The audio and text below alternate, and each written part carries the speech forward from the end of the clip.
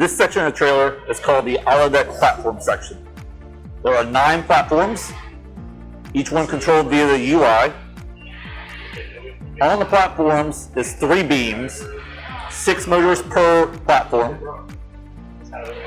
This is shown in the cargo position. At the rear of the trailer is where you plug in the hand pendant to operate the ramp. Once you get this out of the battery box, set the hand pendant down. On the plug-in, there's a screw on one side and a logo on the other. Logo goes up, plug it into the connector, and secure the latch. This is the ramp section of the Powersports trailer. Some of the components in this area are the lifting feet, which are 4 of these driven by a large motor at all 4 corners of the trailer. And this is what lifts the ramp up to position. These are the latching flag modules. So we have at home position 4 latching flag modules, and at the cargo position 6 latching flag modules. These latching flag modules rotate in and out to support the weight of the ramp and the cargo. For lifting feet, to ensure the position, we have a home switch located at the top of the track. This will reset position every time it moves to the home position. Also here we have bushings that roll along the frame of the ramp. This is the threshold that creates the ramp from the ramp weldment to the ground. It also acts as a stop in case the parking brake fails on the vehicle during transportation, so it locks to not allow the vehicle to roll. To unlock it, lift up, pull towards you towards the rear of the trailer. You can then rotate it. Once it's rotated, you have to push it forward so it drops down. This will lock it into the threshold ramp position. To do it, to put it up, is the opposite motion. Lift up, towards you, rotate it up, and it should fall back into a vertical orientation. What you don't want to do is have it flop forward, because this can now contact the control box for the ramp. So moving in a direction, whether it's from cargo to ramp, ramp to cargo, or any other position, and then you stop, twist to release. The ramp is currently at home position.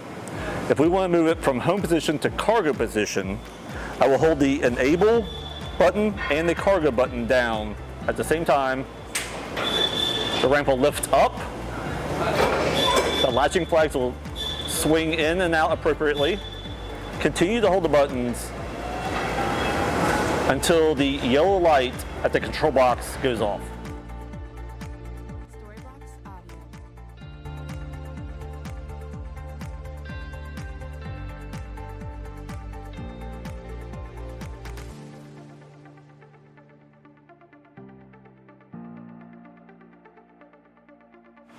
The ramp is now at cargo position. If we want to move from cargo to ramp position, hold the enable and the ramp button. The ramp will move up. The flags will swing in. The whole thing will move down to the front is sitting on the hard stops, and then we'll continue to a ramped position.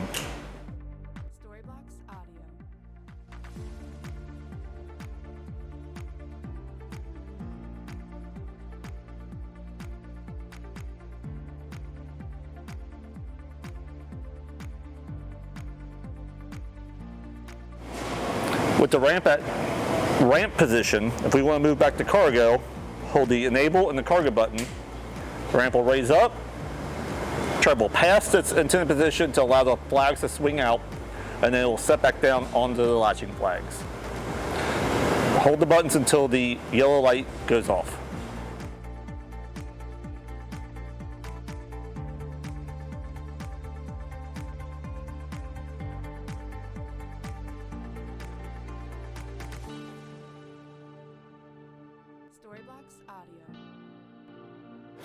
If at any point you let go of the buttons during operation, the yellow light will stay on, but also a beeper will be activated. The beeper indicates that you need to continue motion to a latch position.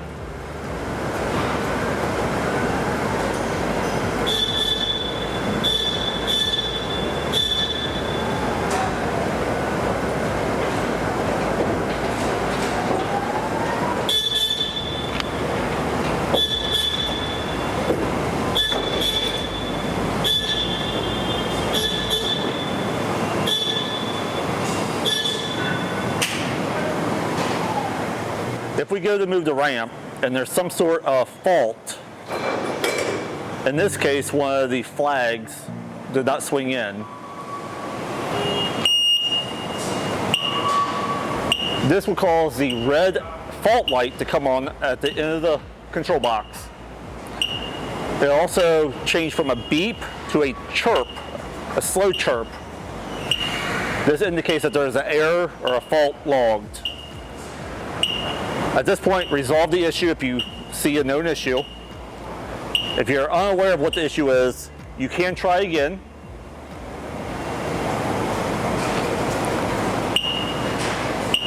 The fault is still active. If you try a third time,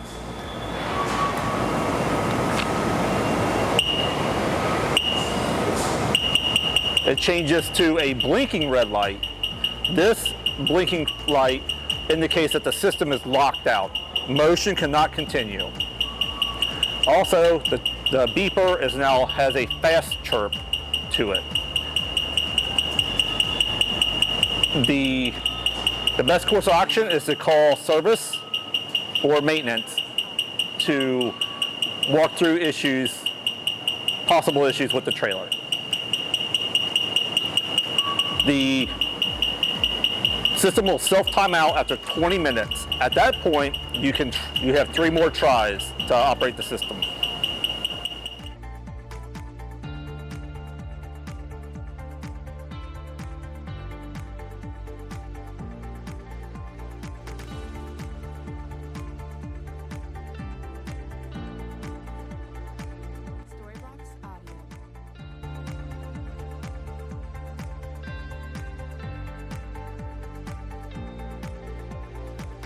On the ramp, we have edge guards, which are the yellow angle iron on both sides.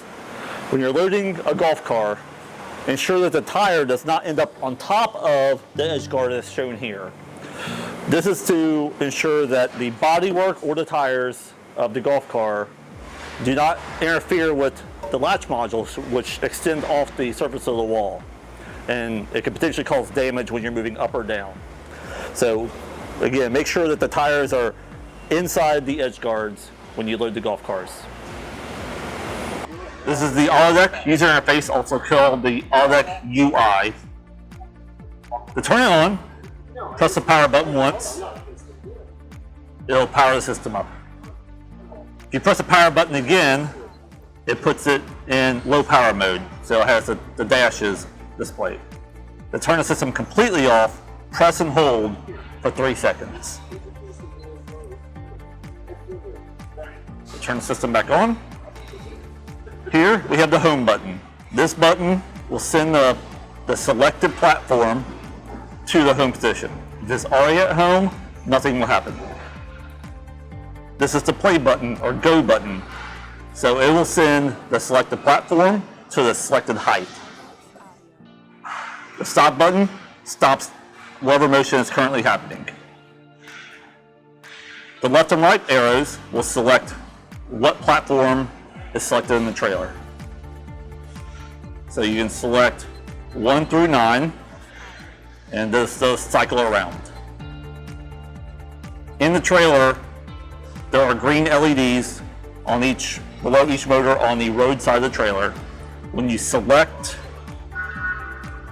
the platform, the green LED will turn solid on the selected platform.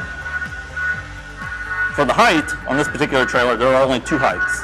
One, which is the cargo position, and H for home. This H for home does the same operation as the home button itself.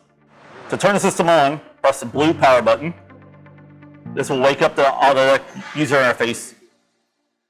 You have to select your position and your beam or platform. So this is cargo. This is platform number 1.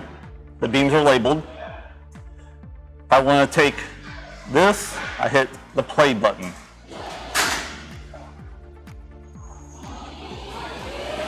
I can also select the next one, tell it to go. I can select the entire trailer, and this will queue it up. Once one position starts or finishes, then the next one will start.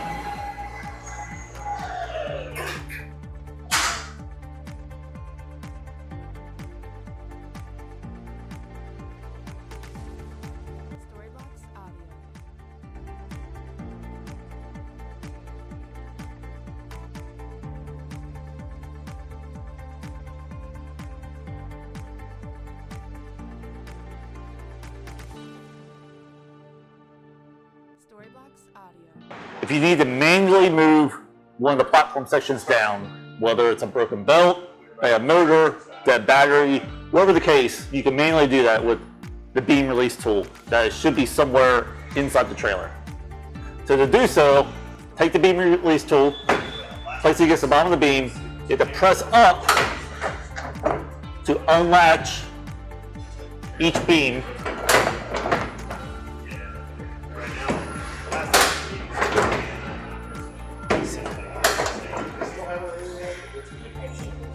You have to make sure that the power is turned off in order to move the motors down manually. So when the power is off, you can now, with all 3 beams unlatched, manually pull the platform down. This is also very helpful if the beam is jammed up and it will not move. The best course of action is to pull the beams down below the home position, send it back home to reset position. So it's kind of the default way to reset the Autodeck platforms. At the rear of the trailer is the Autodeck user interface, but also we have some placards for instructions of the ramp as well as the Autodeck section of the trailer. When you're done operating the system, take the hand pendant, open the battery box,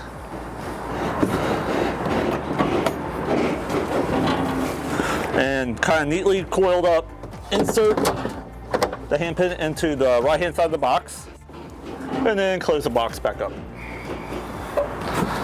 Ensuring you do both rubber straps at the ends and the center latch.